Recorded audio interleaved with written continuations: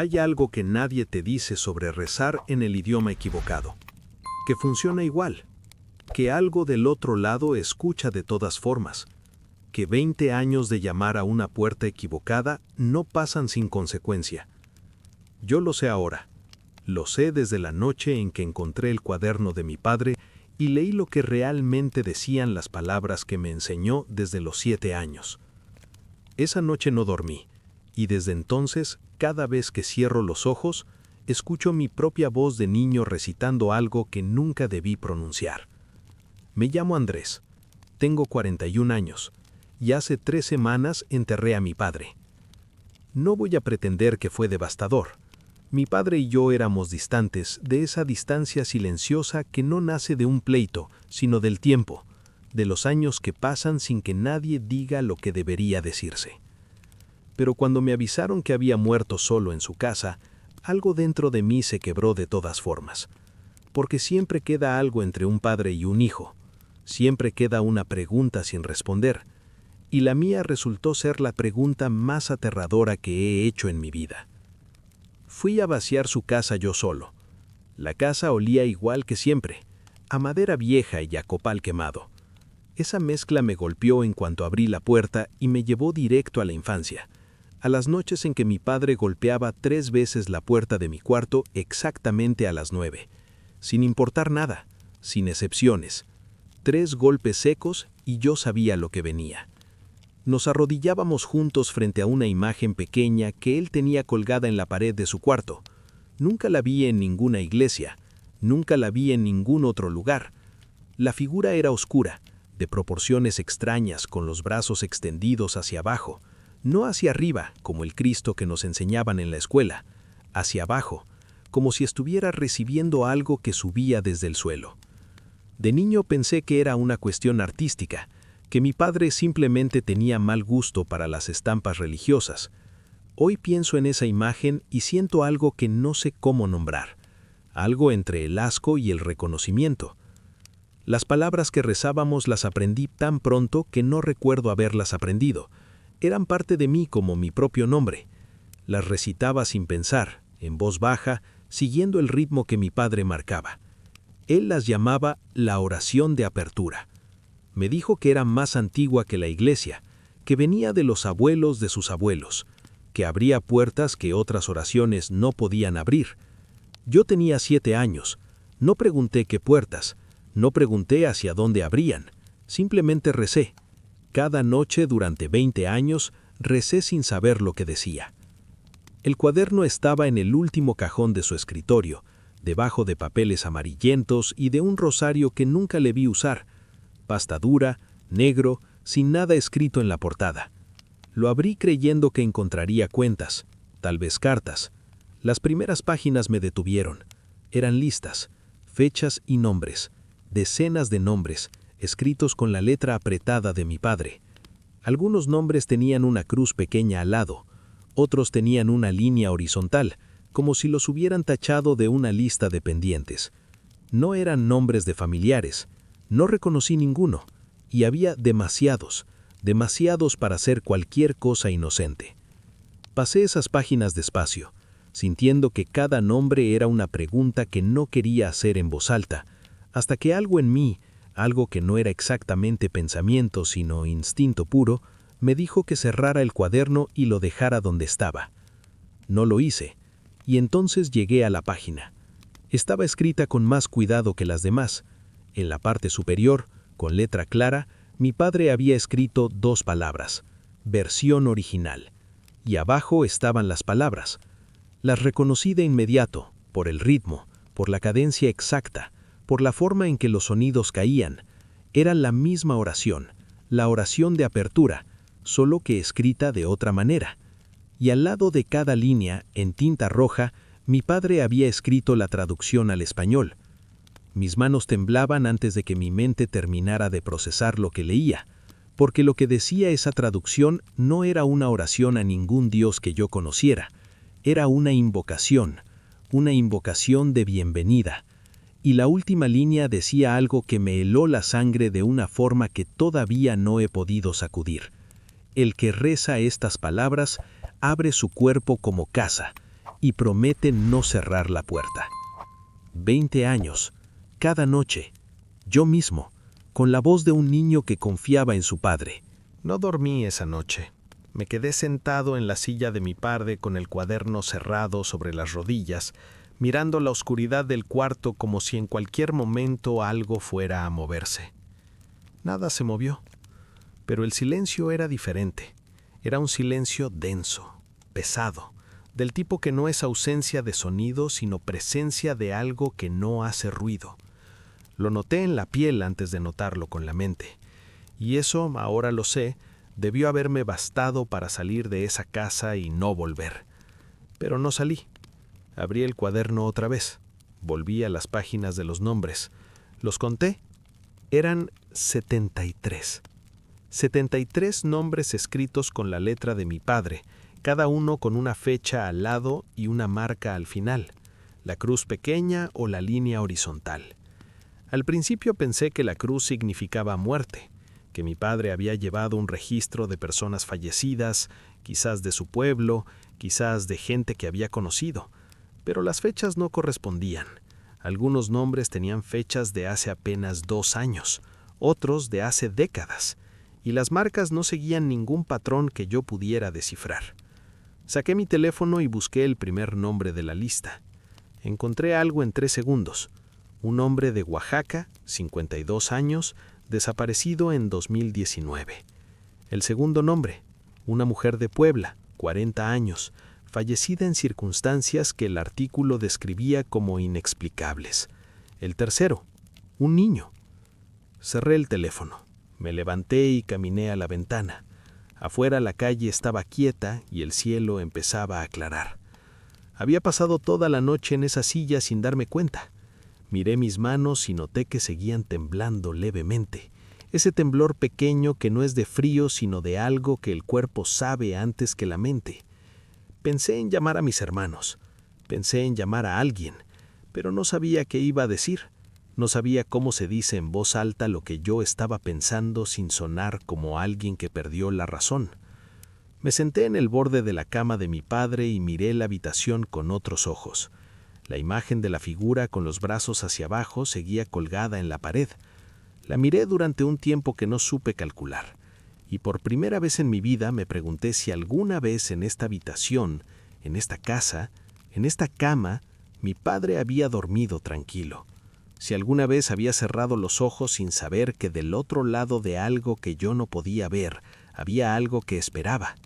Si el copal que siempre olía en esta casa no era una costumbre sino una necesidad, una forma de mantener algo a distancia, y si esa distancia, con él muerto, seguía existiendo o si simplemente había desaparecido junto con él. Me levanté y caminé lentamente hacia la imagen. La descolgué de la pared por primera vez en mi vida. La di vuelta. En la parte de atrás, escrita con marcador negro, había una fecha. Era mi fecha de nacimiento. Y debajo, 3 palabras que mi padre había escrito en el mismo idioma de la oración, el idioma que yo no entendía, el idioma que ahora sabía que no era ningún idioma humano que yo pudiera encontrar en ningún diccionario. No necesité traducción para entender que esas 3 palabras hablaban de mí. Lo sentí en el cuerpo de una manera que no tiene explicación racional. Lo sentí como se siente cuando alguien te llama por tu nombre en la oscuridad y sabes, sin ver nada, que quien llama no debería saber cómo te llamas. Volví al cuaderno porque no había ningún otro lugar al que volver. Después de las páginas de nombres había una sección que mi padre había titulado simplemente El proceso.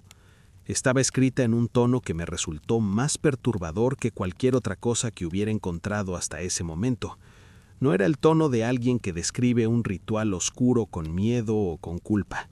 Era el tono de alguien que explica un procedimiento, frío, ordenado, preciso, como un manual.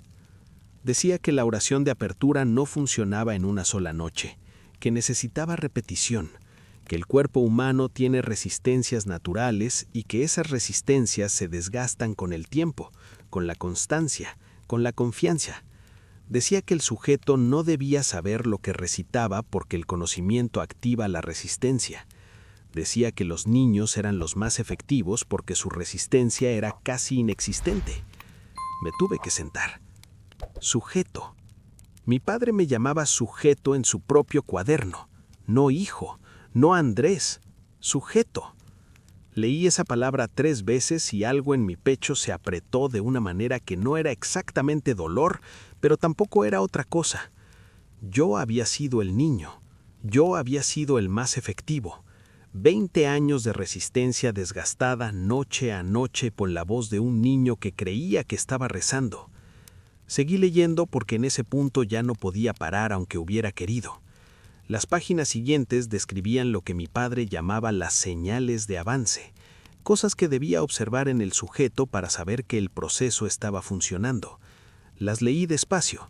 Las leí 2 veces, y cuando terminé de leerlas la tercera vez, entendí por qué mi padre me miraba de esa manera específica algunos días, ese modo de observarme que yo siempre interpreté como orgullo o como afecto. No era ni lo uno ni lo otro, era evaluación, era monitoreo, era un padre revisando si su experimento avanzaba según lo previsto. La última página de esa sección tenía una sola línea escrita, solo una. Andrés está listo. Y abajo, una fecha, la fecha de hace exactamente 6 meses. 6 meses. Mi padre escribió esa frase 6 meses antes de morir, y yo no sabía nada. Seguía viviendo mi vida, trabajando, durmiendo, comiendo, completamente ajeno al hecho de que alguien, mi propio padre, había decidido en algún momento que yo estaba listo para algo que yo nunca pedí y que todavía no entendía del todo. ¿Listo para qué? Esa pregunta me golpeó en el centro del pecho y se quedó ahí vibrando mientras miraba esa fecha escrita con la letra tranquila y ordenada de un hombre que aparentemente nunca dudó de lo que estaba haciendo. Pasé las páginas que seguían con las manos que ya no me temblaban. Era como si el cuerpo hubiera decidido ahorrar energía para algo peor que aún no llegaba. Y tenía razón. Las páginas que seguían eran diferentes. El tono cambiaba. Ya no era el manual frío y metódico de las secciones anteriores. Era algo más parecido a un diario. Entradas cortas, fechadas, escritas con más prisa, como alguien que ya no tiene tiempo de ser cuidadoso. La primera entrada decía simplemente, el contacto fue exitoso. No había más detalle. La siguiente, 2 semanas después, se manifiesta con regularidad, responde cuando se le llama, exige lo acordado. Y entonces vi algo que hizo que todo el aire saliera de mis pulmones de golpe. En la tercera entrada, debajo de la fecha, mi padre había escrito un nombre. No era el nombre de ninguna entidad, no era ningún término ritual que yo pudiera reconocer. Era un nombre común, un nombre de persona. Era el nombre de mi hermano menor, Rodrigo. Debajo del nombre, una sola línea. No fue suficiente. Me levanté de la silla tan rápido que la tiré. Caminé al baño, abrí la llave del agua fría y metí las manos debajo sin pensar. El agua helada me ancló. Me hizo estar en el cuerpo cuando todo en mí quería salir de él. Rodrigo había muerto cuando yo tenía 12 años. Un accidente, nos dijeron. Algo rápido, algo que no tuvo explicación médica satisfactoria, aunque los doctores intentaron dárnosla de todas formas. Mi madre nunca lo superó. Mi padre, en cambio, lo superó demasiado rápido. Eso era algo que yo había notado de niño y guardé en ese lugar donde uno guarda las cosas que no quiere entender. Ahora las estaba entendiendo todas al mismo tiempo y el agua fría ya no alcanzaba. Me quedé parado frente al espejo del baño con las manos todavía mojadas y me miré durante un momento que se sintió más largo de lo que fue. Buscaba algo en mi propio rostro que no sabía nombrar, alguna señal de que lo que estaba pensando era una exageración, una reacción desproporcionada al estrés del duelo, algo que un psicólogo podría explicar en 50 minutos. No encontré nada de eso. Solo vi a un hombre de 41 años que llevaba toda la vida siendo algo que nunca supo que era. Y eso, verlo reflejado con tanta claridad, fue de alguna manera más aterrador que cualquier página del cuaderno. Volví al cuaderno porque no había ningún otro lugar al que volver. Las entradas del diario continuaban. Mencionaban un acuerdo sin explicar cuáles eran sus términos exactos. Mencionaban una deuda que crecía con el tiempo, que los intereses de no pagar a tiempo eran distintos para cada miembro de la familia, que la sangre directa valía más que cualquier otra cosa. Una entrada hablaba de mi madre. Decía que ella lo supo desde el principio y que su silencio era parte del trato. Leí esa línea 4 veces porque no podía creer que esas palabras existieran escritas en un cuaderno real que yo tenía entre las manos. Mi madre que me llamaba cada domingo, mi madre que me preguntaba si comía bien, si dormía suficiente, si estaba sano. Mi madre que sabía, que siempre supo, y siguió llamando cada domingo de todas formas. Tuve que soltar el cuaderno un momento y simplemente respirar. No llorar, no gritar, solo respirar, porque algo en mí entendía que si me derrumbaba en ese momento, no iba a poder seguir leyendo y necesitaba seguir leyendo. Necesitaba saber todo antes de que anocheciera. No sabía por qué eso me parecía urgente, pero lo era. Lo sentía en los huesos. Retomé las páginas. Las entradas más recientes eran las más perturbadoras, porque el tono de mi padre cambiaba. Desaparecía la frialdad del manual y aparecía algo que casi podría llamarse miedo. Una entrada de hace 2 años decía: ya no puedo controlar los tiempos. Viene cuando quiere. Exige más de lo acordado. Otra, meses después, intenté negociar. No hay negociación, solo hay cumplimiento o consecuencia. Y entonces llegué a la entrada que cambió todo lo que yo creía entender sobre los últimos 20 años de mi vida. Estaba fechada hace 3 años. Decía: Andrés no sabe nada, sigue siendo útil, pero el plazo se acerca, y si no encuentro una alternativa, tendrá que ser él. No tengo a nadie más, no queda nadie más. Y al final de esa entrada, subrayado 2 veces con tinta roja, mi padre había escrito una sola pregunta. Una pregunta que llevaba 3 años sin respuesta escrita. Una pregunta que ahora, con él muerto y el cuaderno en mis manos, solo yo podía responder. La pregunta decía: cuando lleguen a buscarlo, y van a venir, cuando vengan a su puerta y toquen exactamente 3 veces, exactamente a las 9, exactamente como siempre ha sido, ¿cuánto tiempo tendrá antes de entender lo que está pasando? ¿Y cuánto valor tendrá para no abrir? Esa noche, de vuelta en mi departamento, a 100 kilómetros de la casa de mi padre, con el cuaderno metido en mi mochila y todas las luces encendidas y el teléfono en la mano sin saber a quién llamar, escuché 3 golpes en mi puerta. Miré el reloj. Eran las 9 en punto. Me quedé completamente inmóvil, sin respirar, con el corazón golpeando tan fuerte que lo sentía en la garganta. Y del otro lado de la puerta, en el silencio, escuché algo que me heló hasta los huesos. Una voz, la voz de mi padre, diciéndome que abriera. No abrí la puerta. Quiero que quede claro desde el principio, porque sé que cualquier persona que escuche esto va a pensar lo mismo que yo pensé en ese momento, que era imposible no abrir, que el instinto de toda una vida de obedecer esa voz era más fuerte que cualquier cosa que hubiera leído en ese cuaderno. Y tenían razón, era más fuerte. Cada célula de mi cuerpo quería levantarse y abrir esa puerta porque esa voz era la voz de mi padre. Y mi padre había muerto hacía 3 semanas, y algo en mí que no era lógica ni razonamiento, sino algo mucho más primitivo, quería creer que se había equivocado, que había un error, que él estaba del otro lado y todo lo demás era una pesadilla de la que yo todavía podía despertar. Pero no abrí. Me quedé sentado en el suelo, con la espalda contra la pared más alejada de la puerta, con las rodillas contra el pecho y el cuaderno apretado entre las manos, y no abrí. Los 3 golpes no se repitieron, la voz tampoco. Lo que siguió fue un silencio diferente a cualquier silencio que yo hubiera escuchado antes. No era el silencio de la madrugada ni el silencio de una habitación vacía. Era el silencio de algo que espera, de algo que sabe que tiene tiempo, de algo que entiende perfectamente que una puerta cerrada esta noche no significa una puerta cerrada para siempre. Me quedé en ese rincón hasta que amaneció. No dormí, no me moví. En algún momento entre las 3 y las 4 de la mañana empecé a escuchar algo que al principio confundí con el viento, un sonido bajo, continuo, que entraba por las paredes más que por el aire. Tardé varios minutos en reconocerlo, y cuando lo reconocí, el estómago se me cayó hasta el suelo. Era la oración de apertura, recitada en voz baja con el ritmo exacto que mi padre me había enseñado, con la cadencia que yo mismo había repetido miles de veces. Alguien del otro lado de mis paredes estaba rezando las palabras que mi padre me enseñó, y lo estaba haciendo en el idioma original, no en la versión que yo aprendí, en el original, el que decía lo que realmente decía. Llamé a mi hermano mayor a las 6 de la mañana. Se llama Marcos, vive en Guadalajara y es el tipo de persona que resuelve problemas con lógica y con calma y que históricamente ha pensado que yo soy demasiado dramático para todo. Le dije que necesitaba hablar. Le dije que había encontrado algo en la casa de papá. Le dije que era urgente. Hubo una pausa larga del otro lado de la línea, y entonces Marcos dijo algo que no esperaba. Dijo, ya sé lo del cuaderno. Yo me quedé sin palabras. Le pregunté cómo sabía. Otra pausa.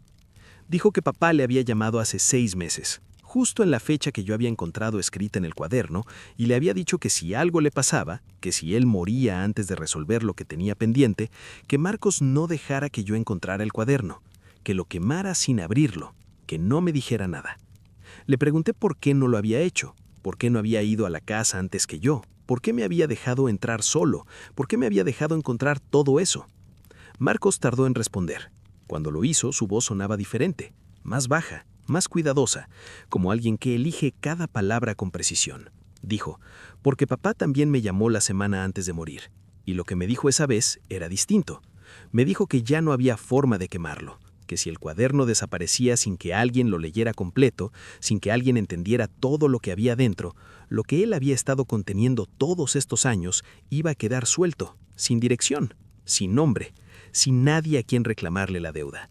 Y eso, me dijo Marcos con esa voz nueva y cuidadosa, era mucho peor que cualquier alternativa. Le pregunté qué alternativa. Silencio. Le pregunté si él había leído el cuaderno. Silencio más largo. Le pregunté si sabía lo de Rodrigo.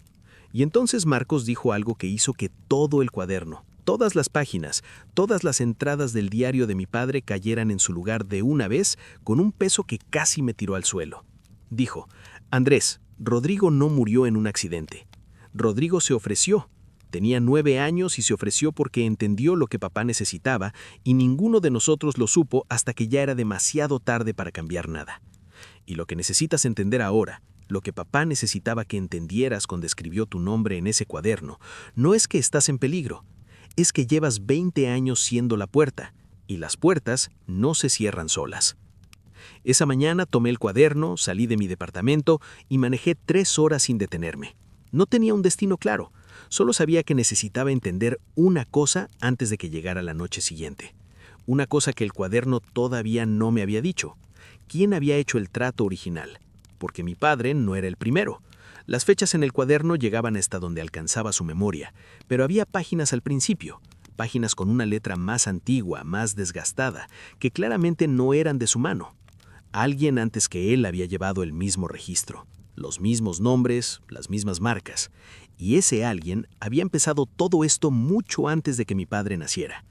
Lo que significa que yo no era el final de esta historia, era simplemente el siguiente en una línea que venía de muy atrás y que si yo no hacía algo, iba a continuar mucho después de mí. Manejé 3 horas sin detenerme y sin saber exactamente a dónde iba hasta que lo supe, el pueblo donde nació mi padre. Nunca me había llevado ahí. Siempre hubo una razón para no ir, una excusa diferente cada vez que yo preguntaba de niño, hasta que dejé de preguntar como dejan de preguntar los niños cuando entienden que ciertas preguntas incomodan a los adultos sin entender todavía por qué. Ahora lo entendía. Llegué al mediodía. Era un lugar pequeño, de esos que el tiempo dejó atrás sin culpa, con calles de tierra y casas de adobe, y una iglesia en el centro que parecía más vieja que todo lo que la rodeaba. No fui a la iglesia, fui al registro civil. Necesitaba encontrar un nombre, el nombre de la letra antigua en las primeras páginas del cuaderno, la letra que no era de mi padre, la letra de quien había empezado todo esto antes de que él naciera. El empleado del registro era un hombre mayor que me miró con una calma que me pareció extraña desde el principio, como si hubiera estado esperando que alguien llegara a hacer exactamente esa pregunta. Le dije el apellido, le dije el periodo aproximado. Me pidió que esperara y desapareció hacia el fondo durante tanto tiempo que empecé a pensar que no iba a volver. Volvió con un folder delgado y lo puso sobre el mostrador sin abrirlo. Me miró. Me preguntó si yo era familiar. Le dije que sí. Me preguntó si estaba seguro de querer saber. Y algo en la forma en que lo dijo, algo en la pausa que dejó antes de la pregunta, me hizo entender que este hombre sabía más de lo que debería saber un empleado de registro civil de un pueblo pequeño. Le dije que sí. Abrió el folder. Adentro había 3 documentos. El primero era un acta de nacimiento. El nombre correspondía a la letra del cuaderno. Fecha de nacimiento, 1891. El segundo era un acta de defunción. Fecha de muerte, 1943. Y el tercero no era ningún documento oficial. Era una carta, doblada en 4, amarillenta, con la misma letra apretada de las primeras páginas del cuaderno. El empleado me dijo que podía leerla ahí, pero que no podía llevármela. Me dijo que había otras copias. Me dijo, y esto fue lo que me heló la sangre de una manera diferente a todo lo anterior, porque era la primera vez que alguien ajeno a mi familia confirmaba en voz alta que esto era real. Me dijo que cada cierta cantidad de años, alguien del mismo apellido llegaba a hacer la misma pregunta, que él había visto a 3 personas antes que yo, que ninguna de ellas había vuelto a visitarlo después.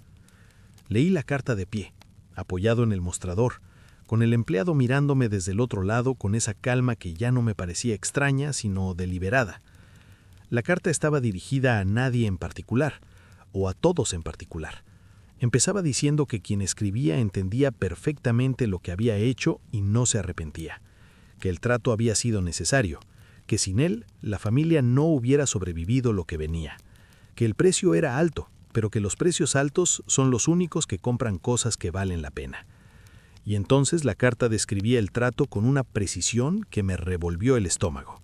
No era un trato con ninguna entidad con nombre conocido, no era el diablo de las historias, ni ninguna figura religiosa que yo pudiera reconocer. Era algo que quien escribía describía simplemente como lo que vive en el idioma. Decía que ciertos sonidos, pronunciados con cierta frecuencia en cierto orden, no son palabras, sino llaves. Que las llaves no abren puertas hacia afuera, sino hacia adentro, que lo que entra cuando se abre esa puerta no es un ser, ni una presencia, sino una condición permanente que se transmite, que el primer hijo varón de cada generación nace con la puerta entreabierta, y que mantenerla así requiere trabajo, y que cerrarla del todo es imposible, y que abrirla completamente, eso decía la carta con una calma que no correspondía a lo que describía, que abrirla completamente era el pago final, el pago que cada generación había logrado posponer pasándolo a la siguiente. Mi tatarabuelo lo pasó a su hijo a mi abuelo a mi padre. Mi padre había intentado encontrar otra salida durante 40 años y no la había encontrado, y yo era el siguiente en la línea. Salí del registro sin decir nada. El empleado no me detuvo. Afuera el sol pegaba fuerte y la calle de tierra estaba vacía, y la iglesia al fondo me miraba con sus ventanas oscuras como ojos sin expresión. Me senté en el suelo con la espalda contra la pared y saqué el cuaderno de mi mochila y lo abrí en la última página, la que yo había evitado desde que la vi la primera vez porque tenía algo escrito que no quería leer. Mi nombre completo, con la fecha de hoy, y debajo una pregunta que mi padre había escrito con la misma tinta roja que usó para las traducciones. Una pregunta simple, una pregunta que llevaba toda mi vida construyéndose sin que yo lo supiera. La pregunta decía: ahora que lo sabes todo, ahora que entiendes lo que eres y lo que llevas dentro y lo que te espera, ¿qué va a hacer tú que no pudimos hacer ninguno de nosotros? Y debajo de la pregunta, en una letra diferente a la de mi padre, en una letra que yo nunca había visto pero que reconocí de inmediato porque era la letra de las primeras páginas del cuaderno, la letra de 1891, alguien había escrito una sola palabra. Una palabra que no estaba ahí cuando revisé el cuaderno por primera vez, una palabra que no podía estar ahí porque el cuaderno había estado en mi mochila todo el tiempo y nadie lo había tocado. La palabra decía: bienvenido. Cerré el cuaderno. Lo puse sobre mis rodillas y miré la iglesia al fondo de la calle durante un tiempo que no supe medir, y entonces, desde el interior de esa iglesia vacía, en ese pueblo que no conocía, a 500 kilómetros de mi casa, escuché algo que reconocí antes de entenderlo: el ritmo, la cadencia, las palabras que aprendí antes de saber que las estaba aprendiendo. Alguien adentro estaba rezando la oración de apertura, y esta vez sonaba como una bienvenida.